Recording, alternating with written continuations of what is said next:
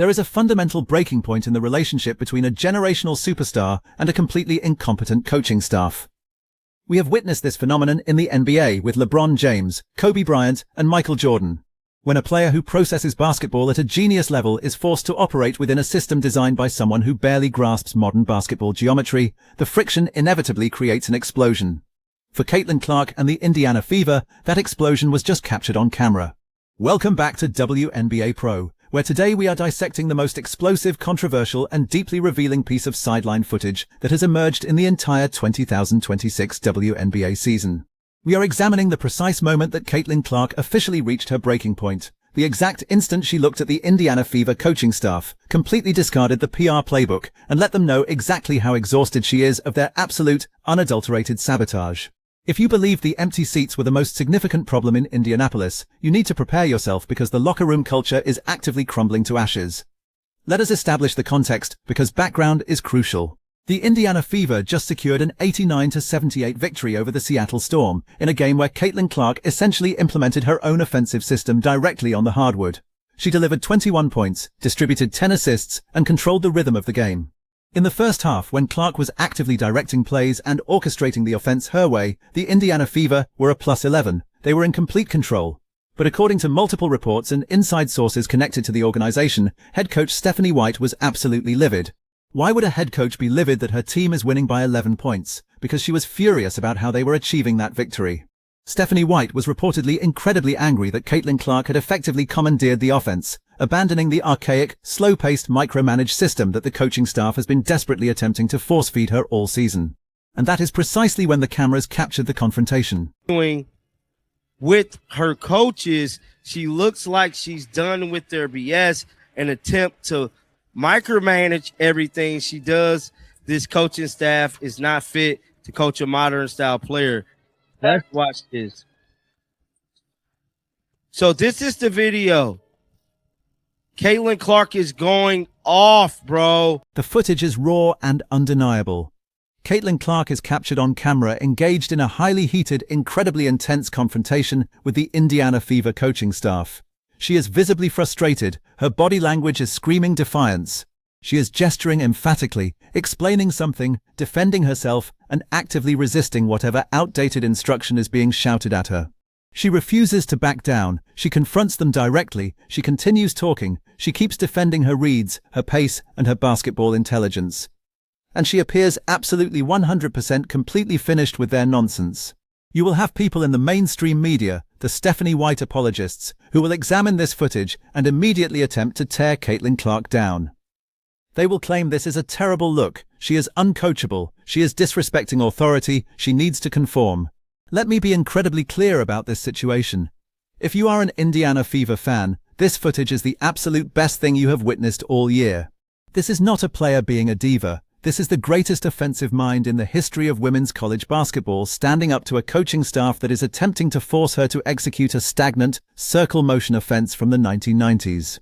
Caitlin Clark processes the floor faster than the people holding the clipboards. She recognizes the weak side rotation before the defense even initiates it.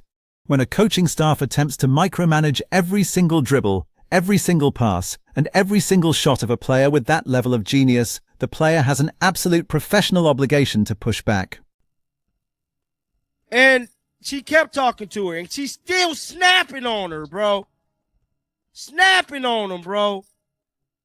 Keep that energy. Demon. Please delete this. It's going to turn against CC. You new to this? I don't think this should be deleted, bro. I don't. Because we know we have spent weeks documenting the sabotage. We witnessed Stephanie White bench Caitlin Clark in the middle of a hot streak. We watched White actively refuse to praise Clark's historic 17-point fourth-quarter explosion in a press conference. We observed White design the final game-tying shot for Kelsey Mitchell, a player who finished multiple games with 0 assists.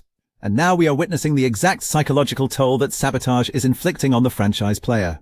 Caitlin Clark is exhausted by it. The fans are exhausted by it. The entire basketball world is tired of watching a Ferrari being driven like a golf cart. The fan base is violently reacting to this footage. The comment sections are an absolute battlefield. The Doom faction and the Resistance are mobilizing.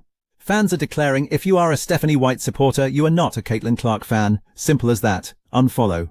They recognize the reality that the mainstream media refuses to acknowledge. It is becoming painfully, glaringly obvious that Stephanie White accepted the head coaching position in Indianapolis because she wanted to attach herself to the history and the media spotlight of the franchise, not because she actually wanted to coach Caitlin Clark. She wants to be the star. She wants her defensive guru system to be the reason the team wins, and she is actively punishing Clark for refusing to conform to a system that simply does not function in the modern WNBA. But the sheer hypocrisy of the coaching staff is what makes this situation completely unbearable. After the game, Stephanie White stepped up to the podium for the post-game press conference, the very same press conference where she previously refused to acknowledge Clark's greatness. Knowing that the temperature in the room was boiling, knowing that the fan base was executing a massive financial boycott that resulted in 3,000 empty seats, White suddenly attempted to play diplomatic. Complete game we've seen from Caitlin probably in the 10 months in her return, only needed a couple threes, only 5 shots. Led in every one of those categories. What to you seems like the most back or the furthest along maybe in her time back? I think her burst. I think her burst. I think you can see it not just in taking off with the ball in her hands, but you can see it in the lift in her shot. You can see she looks strong. She looks like loaded in her actions. I think you can tell it by the way she's getting to the free throw line too. So I just think her movement patterns and her burst are back. A reporter inquired about Caitlin Clark's incredibly efficient performance, and Stephanie White, the master of political deflection, finally offered some hollow praise. She discussed Clark's burst. She mentioned her lift in her shot. She stated she looks strong. She looks loaded in her actions, her movement patterns, and her bursts are back. Do not be deceived by this PR spin. Do not let the sudden, forced compliments erase the reality of what was captured on the sideline camera. Stephanie White is praising Caitlin Clark's physical attributes, her burst, her strength, her movement patterns, because those are elements the coaching staff cannot control.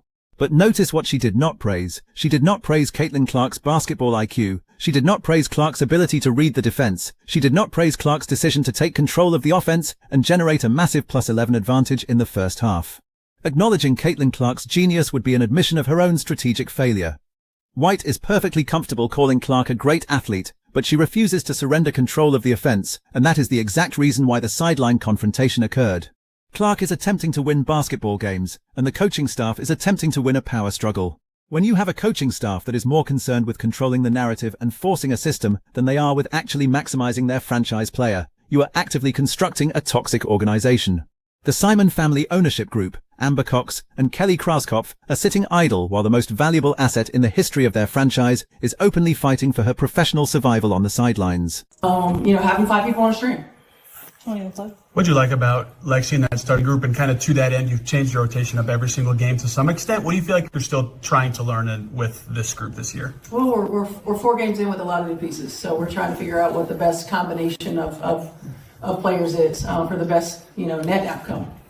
We know we got people that can score, we got some players that can defend, but we've got to have consistency throughout the course of the game, so we're trying to figure that out. The excuses from the coaching staff are running incredibly thin. When pressed about the bizarre rotation changes, White claimed we're 4 games in with a lot of new pieces, so we're trying to figure out what the best combination of players is for the best net outcome. 4 games in, you are a professional basketball coach earning a massive salary. Your entire job description is to understand your personnel before the season begins. You do not use live regular season WNBA games to experiment with completely dysfunctional lineups while your star player is begging you to let the offense flow. This sideline eruption from Caitlin Clark is the ultimate warning sign. It is the red flare shot into the night sky. She is not going to quietly accept the sabotage. She is not going to politely smile for the cameras while a head coach with an ego problem actively tries to derail her career. She is fighting back, and the front office has a massive, multi-million-dollar decision to make. Do you back the archaic, stubborn coaching staff that is currently presiding over a massive fan boycott and thousands of empty seats? Or do you back the generational superstar who single-handedly resurrected your franchise from the graveyard? You cannot have both. The friction has reached the point of no return. What do you think about the leaked sideline footage? Is Caitlin Clark completely justified in exploding on the coaching staff, or do you think she needs to fall in line with Stephanie White's system? How much longer can the front office ignore this massive, highly public power struggle? Drop your most explosive, unfiltered take in the comments below. We read every single one. If you want the absolute raw truth about the WNBA that the networks are desperately trying to hide, you know exactly what to do. Smash that subscribe button right now. Destroy the notification bell so you never miss a deep dive documentary breakdown. The civil war in Indianapolis has officially begun, and we are documenting every single second of it. This is WNBA Pro, We will see you in the next video.